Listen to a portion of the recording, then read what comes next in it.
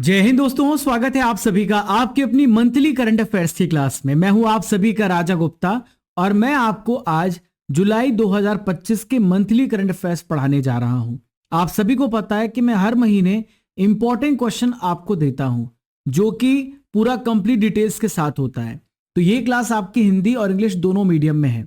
देखिए, अगर आप यहाँ पर एसएससी की तैयारी कर रहे हैं, आप रेलवे की तैयारी कर रहे हैं, आप बीपीएससी की तैयारी कर रहे हैं, बिहार के किसी भी एग्जाम की, आप यूपी के किसी एग्जाम की तैयारी कर रहे हैं, राजस्थान की, महाराष्ट्र की, एमपी की, हरियाणा की, पंजाब की, तो पूरा कश्मीर से लेके कन्याकुमारी तक और पूर्व से लेके पश्चिम तक हर जगह करंट अफेयर्स हर एग्जाम में पूछा जाता है। तो ये आपकी कंप्लीट क्लास है। तो फ्रेंड्स, बिना किसी देरी के चलिए क्लास को स्टार्ट करते हैं। मैं आपको यहाँ पर रिकमेंड करूंगा, अगर आपने पुराने वीडियोस नहीं देखे हैं तो आप जा करके देख लेना। आप हमारे चैनल पे जाना, वहां पे मंथली करंट अफेयर्स की प्लेलिस्ट है, या आप ऐसे लिख देना Raja Gupta monthly current affairs playlist. तो आपको पूरे 2024 के 2025 के सभी महीनों के आपको करंट अफेयर्स की प्लेलिस्ट मिल जाएगी। तो आप वहां पर जाकर के पुराने महीनों के करंट अफेयर्स को भी पढ़ सकते हैं। तो चलिए फ्रेंड्स, स्टार्ट करते हैं पूरे जोश के साथ, पूरे होश के साथ आज के इस बेहतरीन से सेशन को। देखिए, पहला प्रश्न है, भारत का 44 नंबर का यूनेस्को विश्व धरोहर स्थल ये कौन सा बना है, इसका क्या नाम है? तो फ्रेंड्स याद रखिएगा, अब भारत में हो गए 44 यूनेस्को साइट हो गए हैं, और ये है मराठा सैन्य परिदृश्य, यानी मराठा मिलिट्री लैंडस्केप आप इसे बोलेंगे।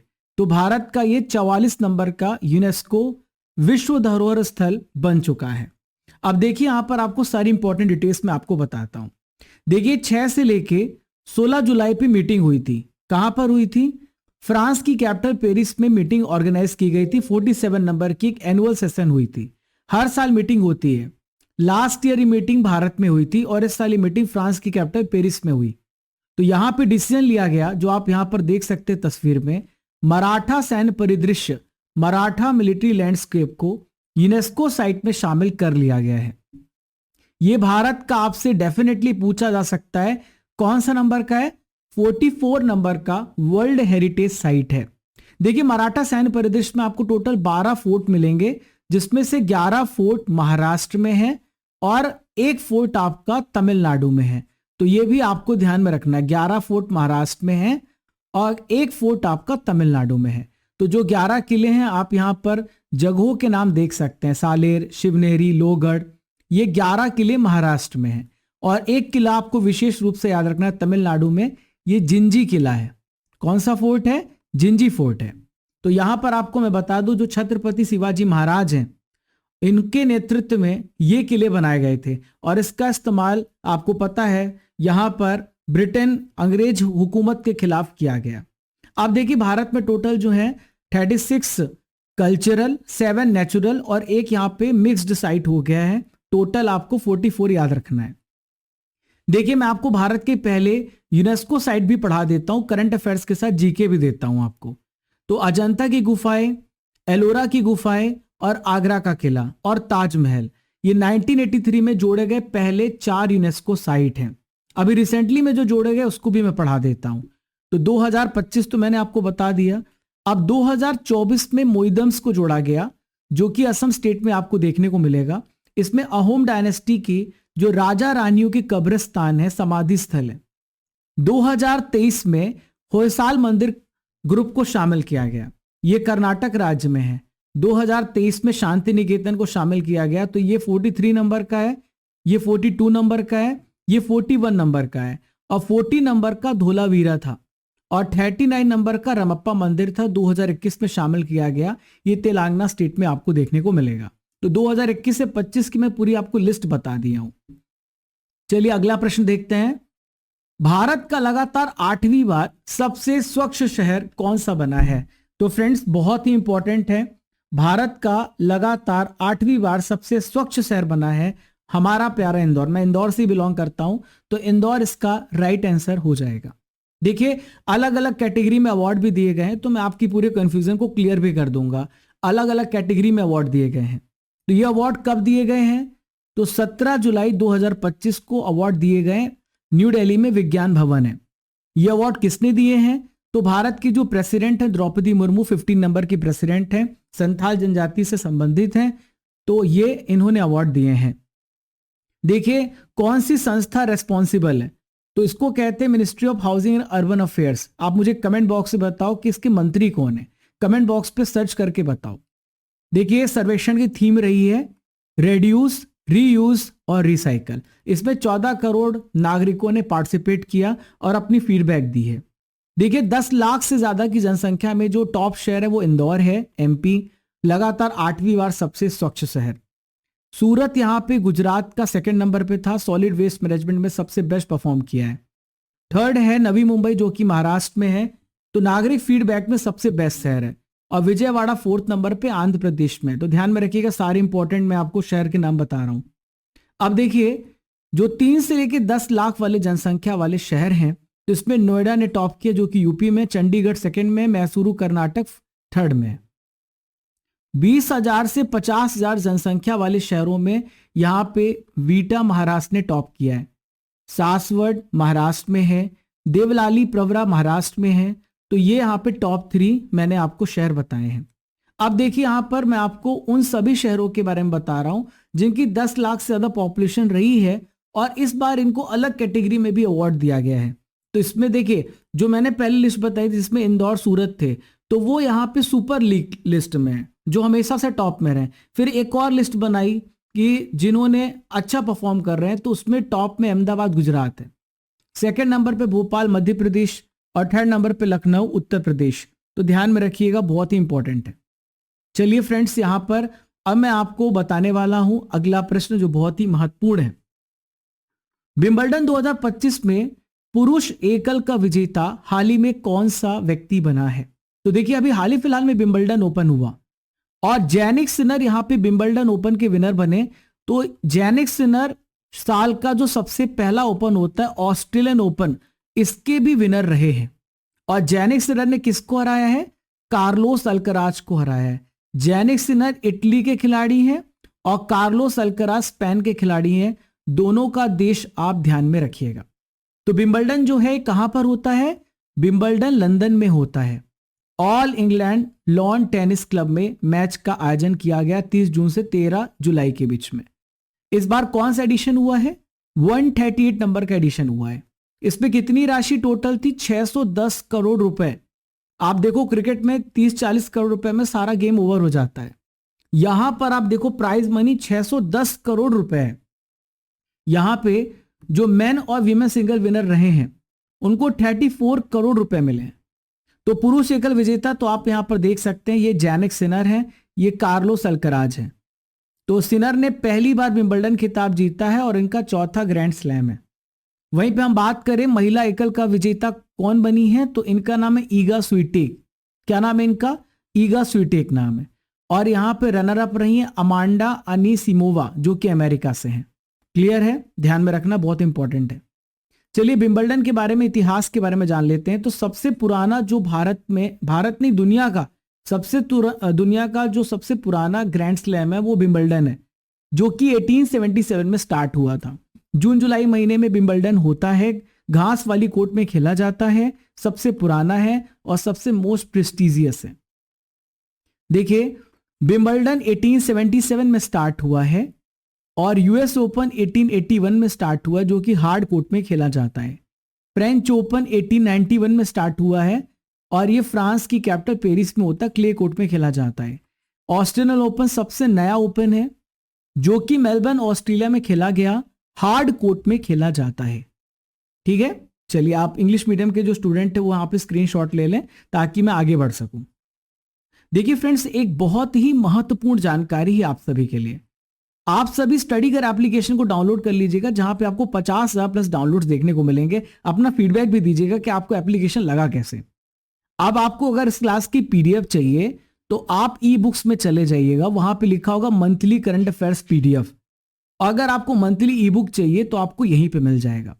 और आप यहां पर अगर आ ही गए हैं तो कोर्सेस इन पीडीएफ में अर्जुन जीएस फाउंडेशन बैच को चेक करिएगा, जहां पे 11 विषय मैं आपको पढ़ा रहा हूं। 12 महीने की इंग्लिश मीडियम की ई बुक आपको मिलेगी, हिंदी मीडियम की ई बुक मिलेगी, मंथली करंट अफेयर्स का पैकेज 2024-2025 का। आप यहाँ पे आओगे तो टेस्ट सीरीज है जहां पर आपको फ्री टेस्ट करना है, डेली करंट अफेयर्स, और इस क्लास का भी टेस्ट होगा। तो ये टेस्ट पास है, जाके चेक कर लेना। चैनल पर अगर आप नए हो तो सब्सक्राइब कर दो, शेयर कर देना अगर आपको हमारा कंटेंट पसंद आता है, और लाइक करके आप हमें सपोर्ट कर सकते हो। ये हमारा टेलीग्राम चैनल है @राजा गुप्ता करंट अफेयर, तो आप सर्च करके इस पर ज्वाइन हो जाना। और ये नंबर, अगर आपको कोई भी हेल्प चाहिए तो हमारी टीम आपकी हेल्प करेगी, और मैं भी इस पे जुड़ा रहता हूं तो आपकी मैं हेल्प करूंगा। आइए देखते अगला प्रश्न। एक और बहुत बड़ा इतिहास रच दिया है, चेस के खिलाड़ियों ने तो डंका बजा दिया है। फीडे महिला वर्ल्ड कप 2025 को हाल ही में किसने जीता है? तो देखिए, फीडे महिला वर्ल्ड कप को दिव्या देशमुख ने जीत लिया है और इन्होंने इतिहास रच दिया है। इनकी एज केवल 19 वर्ष है। इन्होंने किसको हराया है? तो इन्होंने कोनरू हम्पी को हराया है। ध्यान में रखिएगा, ये कोनरू हम्पी है। देखिए, तो ये कंपटीशन कहां पे हुआ था? जॉर्जिया बतूमी में हुआ था। तो कोनरू हम्पी को हरा करके इन्होंने फीडे महिला वर्ल्ड कप 2025 का टाइटल अपने नाम कर लिया है, और ऐसा खिताब जीतने वाली she is the first Indian women player. देखिए, ये 88 नंबर की ग्रैंड मास्टर भी बनी है, और ये चौथी महिला ग्रैंड मास्टर भी है, 4th ग्रैंड मास्टर, ये भी ध्यान में रखिएगा। इनको 42 लाख रुपए की कैश प्राइज मिली है, और इसके अलावा दिव्या ने कैंडिडेट्स टूर्नामेंट भी क्वालिफाई किया है। अगला है, भारत के किस वाइस प्रेसिडेंट ने 21 जुलाई 2025 को अपने पद से इस्तीफा दे दिया है? तो फ्रेंड्स, ये हैं जगदीप धनखड़ जी। भारत के 14 नंबर के वाइस प्रेसिडेंट थे जिन्होंने अभी इस्तीफा दिया है। भारत के 13 नंबर के वाइस प्रेसिडेंट थे एम वेंकैया नायडू, ध्यान में रखिएगा। हामिद अंसारी एक ऐसे वाइस प्रेसिडेंट हैं जिन्होंने 2 बार वाइस प्रेसिडेंट का कार्यकाल पूरा किया है। कृष्णकांत एक ऐसे वाइस प्रेसिडेंट थे जिनके कार्यकाल में इनका निधन हो गया, तो यह भी आपको ध्यान में रखना है। तो जगदीप धनखड़ को आप यहां पर देख सकते हैं, भारत के 14 वाइस प्रेसिडेंट हैं। 11 अगस्त 2022 को इन्होंने शपथ ली थी। 21 जुलाई को इस्तीफा दे दिया। किसको दिया है? जो भी देश का उपराष्ट्रपति होता है वो जो वाइस प्रेसिडेंट होता है वो राष्ट्रपति को इस्तीफा देता है। ठीक है, तो अब आपसे ये पूछा जा सकता है कौन सा आर्टिकल है? तो आर्टिकल नंबर 67A है, जिसके तहत इन्होंने रिजाइन किया है। ठीक है, क्लियर है? ओके, अगला प्रश्न है, हेनले पासपोर्ट इंडेक्स अभी जारी किया गया जुलाई 2025 में, भारत की क्या रैंक है? हेनले पासपोर्ट इंडेक्स साल में 2 बार जारी होता है, एक जनवरी में, एक जुलाई में। तो अभी जुलाई में भारत की रैंक 77 हो चुकी है। भारत 77वें स्थान पे पहुंच गया है, पहले से 85 प्लेस से ऊपर आ गया है। तो ये इस इंडेक्स को हेनले पार्टनर्स के द्वारा जारी किया जाता है, जो कि लंदन यूके में आपको फॉर्म देखने को मिलेगी। और ये डेटा जो है IATA इकट्ठा करता है, उसी के आधार पर इस डेटा को जारी किया जाता है। तो भारत का स्थान 77 है, पिछले बार हमारा स्थान 85 था, हमने इसमें सुधार किया है। तो जो सबसे तेज सुधार करने वाला देश है वो हमारा प्यारा भारत है। भारत पासपोर्ट धारक 59 देशों में वीजा फ्री यहां पे यात्रा कर सकते हैं जिनके पास भारतीय पासपोर्ट है। अब हम उन सभी देशों को भी देख लेते हैं जो टॉप 5 मोस्ट पावरफुल पासपोर्ट में आते हैं। तो सिंगापुर यहां पे टॉप में है। सिंगापुर के नागरिक 193 बिना वीजा के ट्रैवल कर सकते हैं, इतना स्ट्रॉन्ग पासपोर्ट है। सेकेंड नंबर पे आता है Japan, south Korea. Third number पे जर्मनी, फ्रांस, स्पेन, इटली आते हैं। और फोर्थ नंबर पे नीदरलैंड, स्वीडन, पुर्तगाल आते हैं। देखिए, सबसे जो कमजोर पासपोर्ट है वो अफगानिस्तान का है, और सीरिया 98 प्लेस पर है, 97 प्लेस पे इराक है, 95 पे लीबिया है, और 95 प्लेस पे नेपाल है।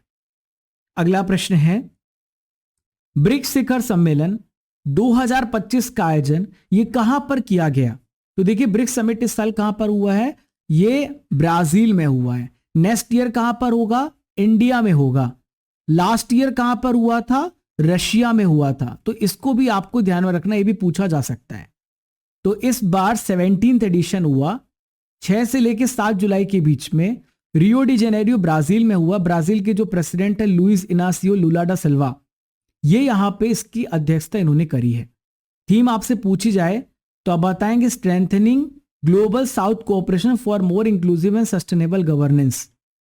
अगला प्रश्न है, त्रिनिदाद एंड टोबैगो के सर्वोच्च नागरिक सम्मान हाल ही में किसे प्राप्त हुए हैं? तो त्रिनिदाद और टोबैगो का जो सबसे टॉप अवार्ड है वो नरेंद्र मोदी जी को दिया गया है। नरेंद्र मोदी जी यहां पर त्रिनिदाद और टोबैगो की यात्रा करने गए थे। तो यहां पर इनको order of the Republic of Trinidad and Tobago से सम्मानित किया गया है। ठीक है, अब ये अवार्ड किसने दिया है तो आप यहां पर देख सकते हैं, त्रिनिदाद की जो वर्तमान में राष्ट्रपति हैं क्रिस्टीन कंगालू, इन्होंने यहां पे इस अवार्ड को दिया है। और ऐसा सम्मान पाने वाले देश के प्रधानमंत्री पहले विदेशी नेता बन चुके हैं। तो इनका ये 25 नंबर का अंतर्राष्ट्रीय सम्मान था, ध्यान में रखिएगा। तो 1999 के बाद किसी भारतीय प्रधानमंत्री को पहली बार यहां पे सम्मानित किया गया त्रिनिदाद के द्वारा, क्यों, और पहली त्रिनिदाद की यात्रा भी इन्होंने करी है। अगला है रेलवे सुरक्षा बल आरपीएफ की पहली महिला महानिदेशक कौन बनी, इनका क्या नाम है। तो फ्रेंड्स यहां पर आप देखिए सोनाली मिश्रा इसका राइट आंसर हो जाएगा, ये आपको ध्यान में रखना है। मनोज यादव के स्थान पर महानिदेशक बनी है, बहुत ही ज्यादा इंपॉर्टेंट है। ठीक है, सुमन कुमारी आप देखें तो बॉर्डर सिक्योरिटी फोर्स की ये पहली महिला महानिदेशक भी बनी थी।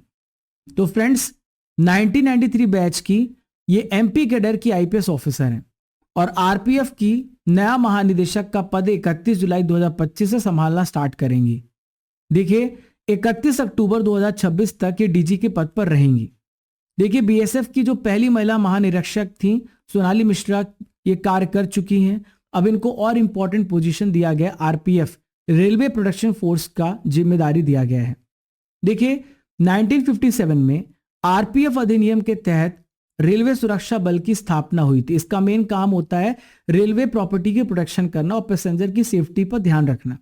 न्यू दिल्ली पे आपको इसका हेडक्वार्टर देखने को मिलेगा। अगला है प्रधानमंत्री धन धान्य कृषि योजना, हाल ही में केंद्रीय कैबिनेट से मंजूरी मिली है। तो प्रधानमंत्री धन धान्य कृषि योजना को अप्रूवल कब मिला है, तो 16 जुलाई 2025 को इसको अप्रूव कर दिया गया है। तो फ्रेंड्स इसमें 24,000 करोड़ रुपए का साल का लागत आएगा और इस योजना की घोषणा हमारे बजट में भी की गई थी। 1 फरवरी को लगातार 8वीं बार बजट पेश किया था हमारी फाइनेंस मिनिस्टर निर्मला ताई जी ने। तो इसका मेन उद्देश्य क्या है, तो इसका उद्देश्य है क्रॉप का प्रोडक्शन बढ़ाना, खासकर उन जिलों में जहां पे बहुत ज्यादा पैदावार नहीं होती है। तो इससे 1.7 करोड़ छोटे और जो मार्जिनल फार्मर्स हैं उनको फायदा मिलेगा। और यहाँ पे कृषि मंत्रालय और संबंधित सरकारें इसकी नोडल एजेंसी हैं। अभी प्रेजेंट में भारत के एग्रीकल्चर मिनिस्टर कौन है, आप मुझे कमेंट बॉक्स पे इसका आंसर दीजिए। तो योजना की जो शुरुआत होगी 100 जिलों में होगी, धीरे धीरे सभी जगह पे फैल जाएगी। अगला है हाल ही में शुभांशु शुक्ला कितने दिनों के बाद इंटरनेशनल स्पेस स्टेशन से वापस आए हैं। तो फ्रेंड्स 18 दिनों तक ये इंटरनेशनल स्पेस स्टेशन पे थे और बहुत ही ऐतिहासिक पल था भारत के लिए, क्योंकि इनके एक्सपीरियंस की मदद से हम आने वाले समय में स्पेस एक्सप्लोरेशन में और अच्छा काम करेंगे। तो 18 दिनों के बाद ये पृथ्वी पे लौट करके आए। इनके मिशन का नाम था एक्जिम 4, जो कि नासा ने लॉन्च किया था। तो इनके साथ 4 एस्ट्रोनॉट थे, पैगी विटसन जो कि अमेरिका की कमांडर हैं, स्लावोस उजनास्की विस्कीवस्की पोलैंड से हैं, टिबोर कापू हंगरी से हैं। तो 25 जून 2025 को कैनेडी स्पेस सेंटर से लॉन्चिंग की गई थी। 18 दिन के बाद वापस आए और इन्होंने भारत के प्राइम मिनिस्टर मोदी जी से बात भी करी, अपनी पर्सनल एक्सपीरियंस शेयर किए, तो इनको कैसा दिखता है भारत। तो फ्रेंड्स 15 जुलाई 2025 को इनकी वापसी हुई थी प्रशांत महासागर में स्प्लैश डाउन में। लगभग 22.5 घंटे की इन्होंने यात्रा करी है और क्रू ड्रैगन C-23 की मदद से लॉन्चिंग और वापसी हुई है। तो आप यहां पर देखिए, अगर आपसे पूछा जाए शुभांशु शुक्ला किस स्टेट से बिलोंग करते हैं, तो यूपी से लखनऊ से बिलोंग करते हैं और ये भारतीय वायुसेना के ग्रुप कैप्टन है। देखिए ये पहले ऐसे नागरिक हैं जो इंटरनेशनल स्पेस स्टेशन पे पहुंचे। आप यहां पे तस्वीरों में राकेश शर्मा को देख रहे हैं, ये पहले ऐसे व्यक्ति थे जो स्पेस पे गए थे 1984 में। नेक्स्ट है फ्रेंड्स, हाल ही में इग्नू की पहली महिला कुलपति कौन बनी, इनका क्या नाम है। तो पहली महिला कुलपति बनी है उमा कांजीलाल। कौन बनी है, उमा कांजीलाल, ध्यान में रखिएगा, बहुत ज्यादा इंपॉर्टेंट है। तो आप यहां पे उमा कांजीलाल को देख सकते हैं। Indira Gandhi national open university आपने नाम सुना होगा, तो यहां पर आप डिस्टेंस लर्निंग कर सकते हैं। 25 जुलाई 2025 को इनकी अपॉइंटमेंट हुई है। 1989 से काम कर रही थी इग्नू में और अब इनके अपॉइंटमेंट इतने बड़े पद पे हुई है। इग्नू 1985 में एस्टेब्लिश हुआ, न्यू दिल्ली में हेडक्वार्टर है और इसका मेन काम होता है हायर एजुकेशन को एक्सेसिबल बनाना डिस्टेंस और ओपन लर्निंग सिस्टम की मदद से। ओके, अगला है, हाल ही में किस देश के द्वारा ब्रह्मपुत्र नदी पर विश्व का सबसे बड़ा बांध बनाया जा रहा है? तो फ्रेंड्स इसका राइट आंसर हो जाएगा चाइना। तो चाइना जो है वो बहुत बड़ा बांध बनाना जा रहा है और ये ब्रह्मपुत्र नदी पे बनाया गया। इससे भारत को बहुत सारी प्रॉब्लम हो सकती हैं क्योंकि बांध का पानी रोक भी सकता है। तो चीन के द्वारा यारलुंग शांगपो, जिसे हम ब्रह्मपुत्र कहते हैं, वहां पे पवित्र नदी कहते हैं, वहां पे सबसे बड़ा बांध बनाया जा रहा है। परियोजना का नाम है यारलुंग शांगपो बांध। ठीक है, तो ये कहां पर होगा? ये होगा यांगची क्षेत्र तिब्बत में, अरुणाचल प्रदेश की जो बाउंड्री है उसके पास में आपको देखने को मिलेगा।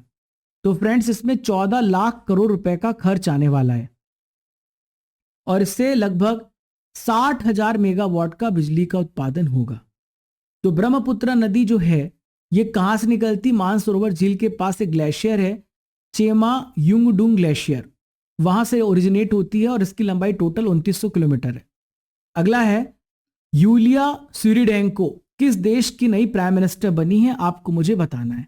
तो यूलिया स्विरिडेंको ये अभी हाल ही फिलहाल में यूक्रेन की नई यहां पर प्राइम मिनिस्टर बनी है। यूक्रेन इसका राइट आंसर हो जाएगा।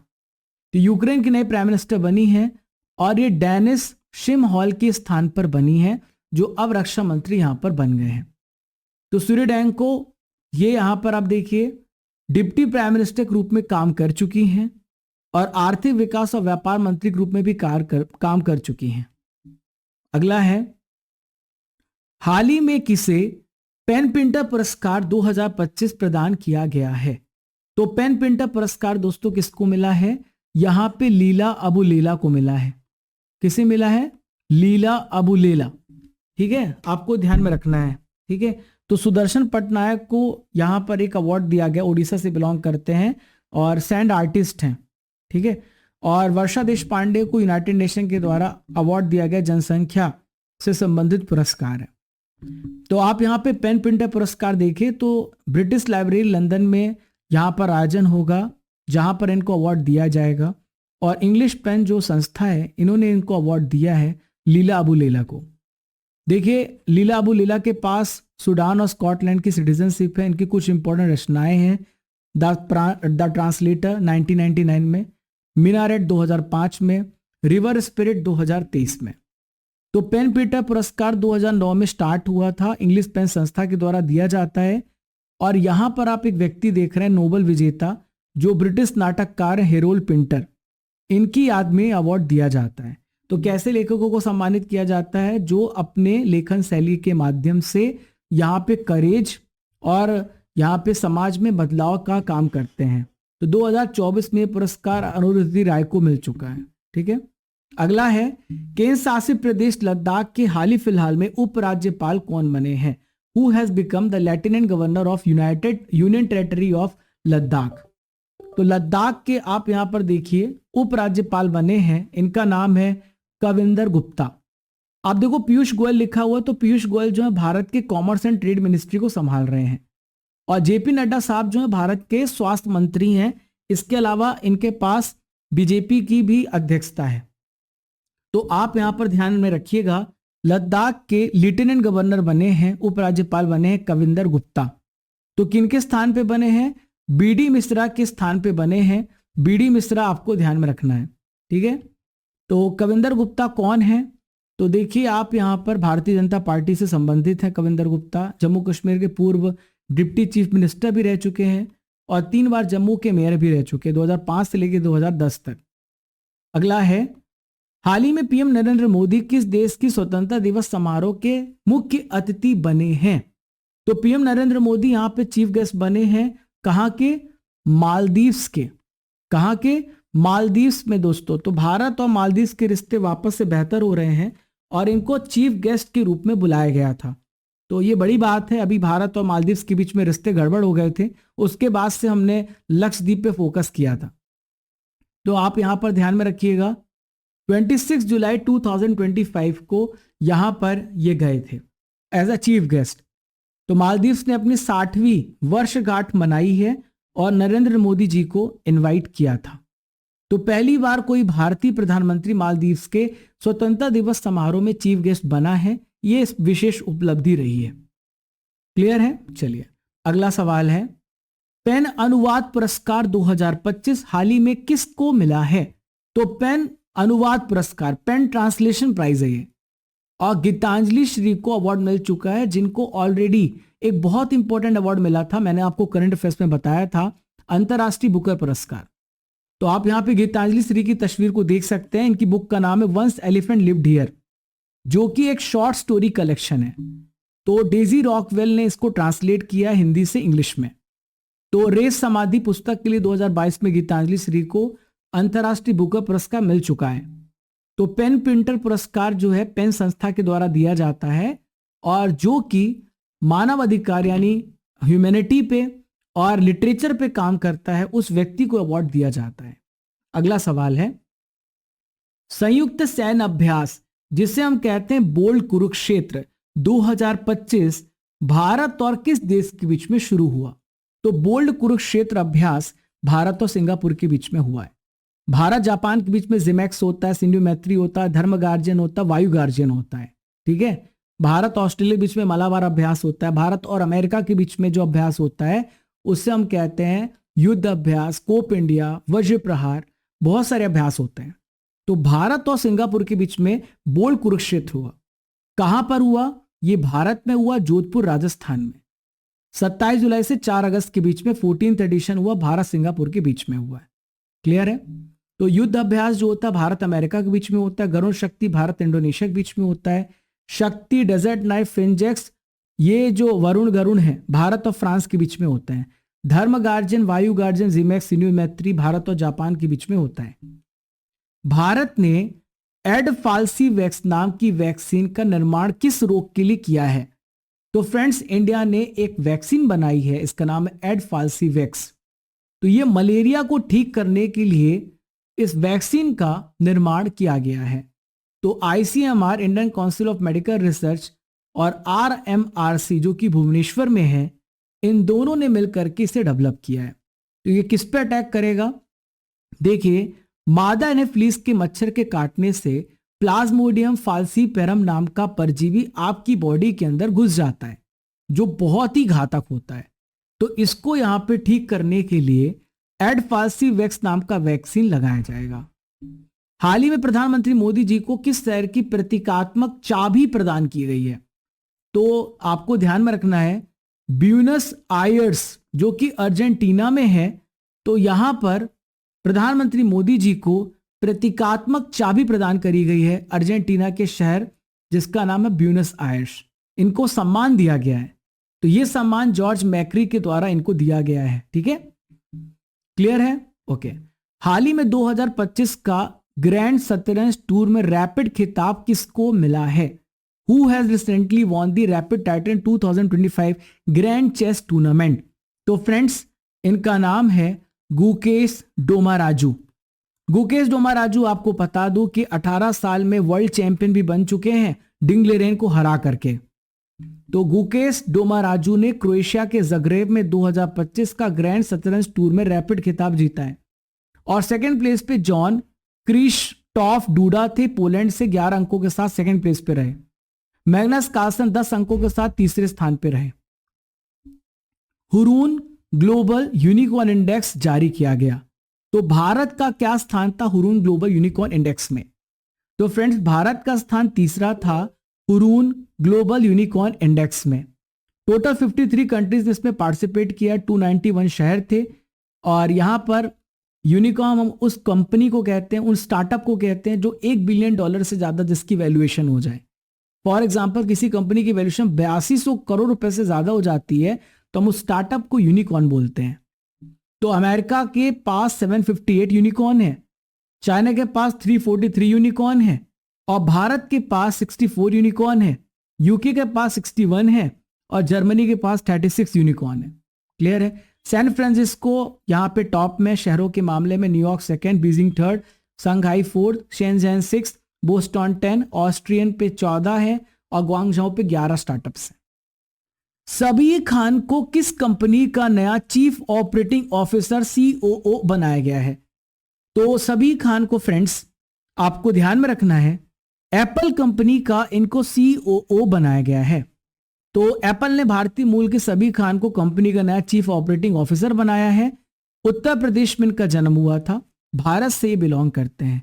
आप जितनी भी बड़ी बड़ी मल्टीनेशनल कंपनियां देखोगे उसमें सब में आपको इंडियंस देखने को मिलेंगे।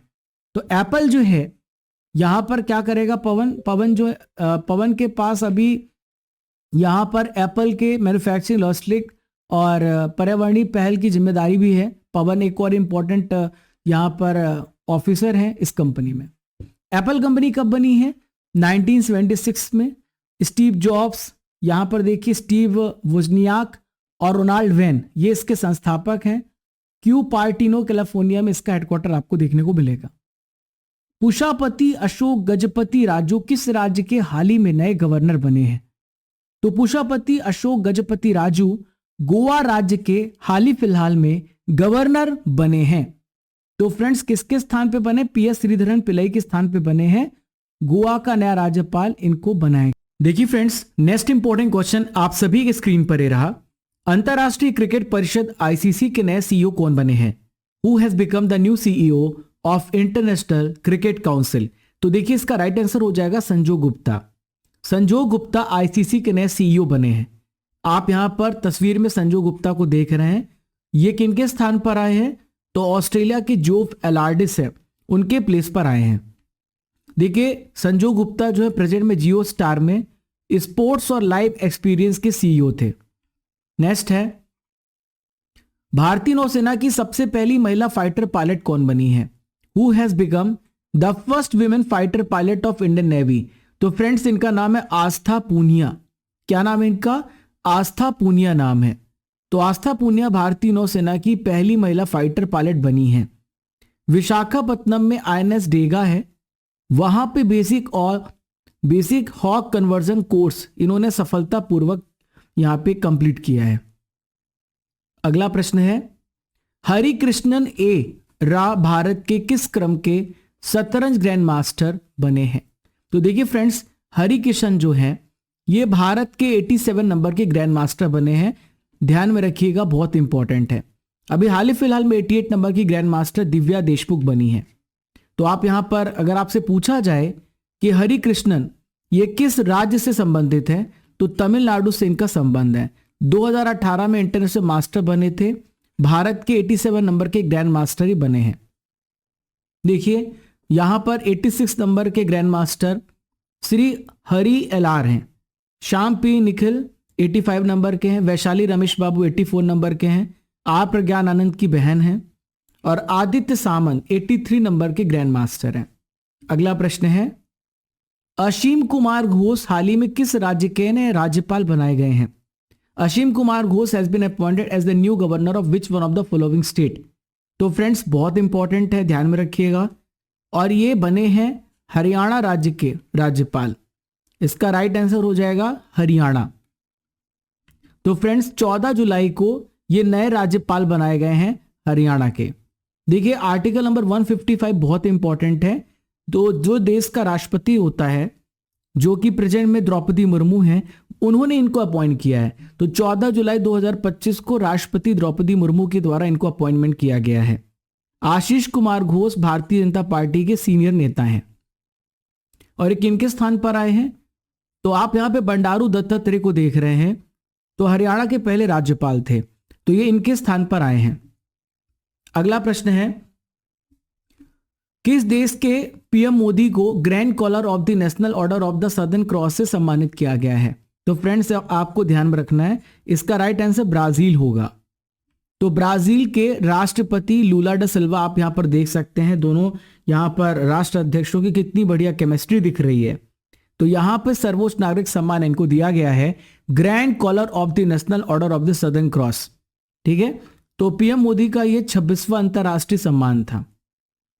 तो PM मोदी 2 जुलाई से लेकर 10 जुलाई के बीच में 5 देशों की यात्रा कर रहे थे, तभी इनको सम्मानित किया गया है। तो अभी ये घाना, त्रिनिदाद टोबैगो, अर्जेंटीना, ब्राजील का दौरा कर चुके हैं और ये ब्रिक्स शिखर सम्मेलन में भाग ले चुके हैं। अगला प्रश्न है, राष्ट्रपति द्रौपदी मुर्मू ने इनमें से किस राज्यसभा के लिए नॉमिनेट किया है? किनको किनको नॉमिनेट किया है? तो देखिए 4 लोगों को यहां पे नॉमिनेट किया है, तो ऑल ऑफ द अबव इसका राइट आंसर हो जाएगा। उज्जवल निकम, हर्षवर्धन श्रृंगला, डॉक्टर मीनाक्षी जैन। तो यहां पे 3 है, एक नाम आपको मैं और बताऊंगा। तो देखिए फ्रेंड्स, आपसे पूछा जा सकता है किस आर्टिकल के तहत राज्यसभा में 4 लोगों को नॉमिनेट किया गया है। तो ये आर्टिकल नंबर है 80 क्लॉज 3। 13 जुलाई को इनकी अपॉइंटमेंट हुई है, नॉमिनेशन किया गया है। तो उज्जवल निकम बहुत ही रेनॉन्ड सरकारी वकील हैं। हर्षवर्धन श्रृंगला ये फॉर्मर चीफ सेक्रेटरी रह चुके हैं। डॉक्टर मीनाक्षी जैन इतिहासकार हैं, हिस्टोरियन है और एजुकेशन से इनका संबंध है। और सी सदानंदन मास्टर ये शिक्षक और सामाजिक कार्यकर्ता हैं। तो देखिए फ्रेंड्स, अगला प्रश्न, भारत की पहली रोरो फेरी सेवा का शुभारंभ कहां से स्टार्ट किया गया है? Where has India's first roro ferry service has been started? तो फ्रेंड्स, इसका राइट आंसर हो जाएगा गोवा। तो गोवा से रोरो फेरी सेवा यहां पे स्टार्ट किया गया है। तो देखिए फ्रेंड्स, आप यहां पर देख सकते हैं, रोरो फेरी सेवा ऐसी सेवा होती है जिसमें जो पैसेंजर होते हैं अपनी व्हीकल जैसे कार, बाइक हो गए, ये सीधे फेरी पे चढ़ा सकते हैं और उतार सकते हैं। तो फ्रेंड्स, मंडोवी नदी आपको ध्यान में रखना है, यहां पे रोरो फेरी सेवा स्टार्ट की गई है। किसने स्टार्ट किया है? तो गोवा के सीएम है प्रमोद सावंत जी, इन्होंने स्टार्ट किया है। तो ये चोराव आइलैंड से रिबंदर के बीच में जो कि पणजी है वहां पे चलेगी। रोरो फेरी सेवा का जो नाम है फ्रेंड्स गंगोत्री और द्वारका यहां पे रखा गया है। 30 मिनट से जो समय है वो घटकर केवल 12 से 13 मिनट के बीच में हो जाएगा। देखिए फ्रेंड्स, भारत में जो प्रथम घटना एक बार उसे भी पढ़ लेते हैं। भारत की अगर आपसे पूछा जाए कि क्लाइमेट क्लॉक कौन सी है, तो न्यू दिल्ली में आपको क्लाइमेट के बारे में पता चलता रहेगा। वैदिक क्लॉक उज्जैन में बनाई गई है और बेंगलुरु में पॉपुलेशन क्लॉक बनाई गई है। दुनिया का पहला ओम आकार का मंदिर ये पाली जिला राजस्थान में बनाया गया है। 4 दिन वर्क वीक वाला एशिया का पहला देश सिंगापुर है। ISO सर्टिफिकेट प्राप्त करने वाला राज्य का पहला कमिश्नरेट है, यह है नोएडा। अंतरिक्ष की यात्रा करने वाले पहले भारतीय पर्यटक हैं थोटाकुरा, गोपी थोटाकुरा। विश्व का पहला शाकाहारी शहर है पालीताना, जो कि भावनगर गुजरात में आपको देखने को मिलेगा। देश की पहली अंडर वाटर मेट्रो की शुरुआत कहां पर हुई है? कोलकाता में, हुगली नदी में। BSF की महिला स्नाइपर बनी है, इनका नाम है सुमन कुमारी। ठीक है, चलिए अगला प्रश्न है, ब्रिक्स शिखर सम्मेलन 2026 की मेजबानी कौन सा देश करने जा रहा है? तो फ्रेंड्स, आपको ध्यान में रखना है, भारत इसकी मेजबानी करेगा नेक्स्ट ब्रिक्स शिखर समिट के। तो 2026 में भारत इसको होस्ट करेगा। अभी इस साल ये ब्राजील में हुआ, पिछले साल ये रशिया में हुआ था। तो देखिए, भारत जो है 2021 में भी कर चुका है, लेकिन वर्चुअली किया था कोविड-19 के कारण। 2016 में भारत ने 8th एडिशन का होस्ट किया था, 2012 में भी किया था। अमेरिका में अमेरिकी पार्टी की स्थापना किसने करी है? तो अमेरिका में फ्रेंड्स, अमेरिका पार्टी की स्थापना इलॉन मस्क ने करी है। देखिए, आपको पता है कि डोनाल्ड ट्रंप और एलॉन मस्क के बीच में जो वाद विवाद है, जो टेंशन है, वो बहुत ज्यादा बढ़ गई थी। अमेरिका में 2 ही पार्टियां हैं, एक रिपब्लिक, एक डेमोक्रेटिक। डोनाल्ड ट्रंप जो है वो इनका संबंध डेमोक्रेटिक पार्टी से है। तो फ्रेंड्स, यहां पे तीसरी पार्टी बनकर उभर रही है एलॉन मस्क की पार्टी। तो अमेरिका में जो 2 पार्टी सिस्टम है, 1 पार्टी सिस्टम है, उसको यहां पर चैलेंज करने के लिए एलॉन मस्क ने अमेरिका पार्टी की स्थापना करी है। देखिए, रिसेंटली में एक बिग ब्यूटीफुल बिल लाया गया था। यह एक ऐसा बिल था जहां पर इलेक्ट्रिकल व्हीकल्स को सब्सिडी नहीं देने की बात कही थी और एलॉन मस्क इस बात से बहुत खफा थे। तो डोनाल्ड ट्रंप और एलॉन मस्क में दूरियां बहुत ज्यादा बढ़ गईं और यहां पर इसके बाद मतभेद की वजह से एलॉन मस्क डोनाल्ड ट्रंप से अलग हो गए। तो फ्रेंड्स, हमारा सेशन यहीं पे कंप्लीट होता है। हमने पूरे इंपॉर्टेंट करंट अफेयर्स आपको पढ़ाए हैं। देखिए फ्रेंड्स, मैं आपको 3-4 दिन के अंदर एक और 240 क्वेश्चन का क्विक रिवीजन वाला सेशन भी दूंगा। अभी मैंने पूरा कंप्लीट डिटेल्स वाला वीडियो दिया है आपको, तो 240 केवल आपका रिवीजन वाला होगा, टेस्ट वाला होगा। तो जल्दी आपका ये सेशन होगा, रेडी रहिएगा। तो फ्रेंड्स, आपके लिए क्वेश्चन है, स्वच्छता सर्वेक्षण 2024 के अनुसार सबसे स्वच्छ शहर कौन सा बना है, इसका आंसर आप सभी को मुझे कमेंट बॉक्स पे देना है। देखिए फ्रेंड्स, एक बहुत ही अति महत्वपूर्ण जानकारी, आप अगर मेरे साथ यहां पर अर्जुन जीएस फाउंडेशन बैच को ज्वाइन करना चाहते हैं, जहां पर मैं आपको 11 विषय पढ़ा रहा हूं, तो आपका स्वागत है। यहां पर मैं आपको एंशिएंट मिडाइवल मॉडर्न हिस्ट्री पढ़ाऊंगा, मैं आपको पॉलिटी पढ़ाऊंगा, मैं आपको वर्ल्ड फिजिकल इंडियन ज्योग्राफी पढ़ाऊंगा, मैं आपको इकोनॉमिक्स पढ़ाऊंगा, मैं आपको फिजिक्स केमिस्ट्री और बायोलॉजी पढ़ाऊंगा, केवल 699 में। मतलब हर विषय 50 रुपए में आपको मैं पढ़ा रहा हूं, और रेनी 600 कूपन कोड का यूज करना है। 3 साल की वैलिडिटी के साथ आपको ये बैच मिल रहा है, जहां पर आपका जीएस बहुत ही शानदार हो जाएगा। ये नंबर है, आप सेव कर लीजिए। अगर आपको कोई भी हेल्प चाहिए तो इस नंबर पे आप मदद ले सकते हैं।